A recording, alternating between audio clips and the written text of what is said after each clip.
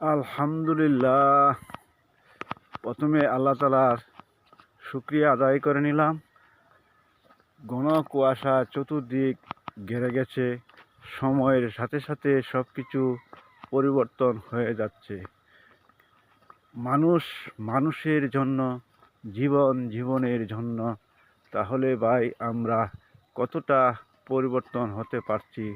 একটি আশরাফুল মাখলুকাত হিসাবে আমরা সৃষ্টির সেরা মানুষ।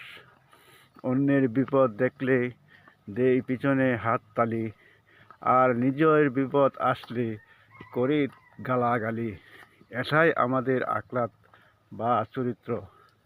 কিন্তু ভাই সময়ের সাথে সাথে সব কিছুই পরিবর্তন হচ্ছে, কিন্তু আমরা মানুষ হিসাবে এখনও নিজেকে পরিবর্তন হতে পারলাম না।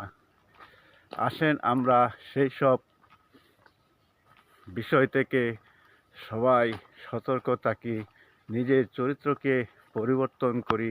তাহলে দেশ, জাতি, সমাজ সব কিছুই পরিবর্তন হবে।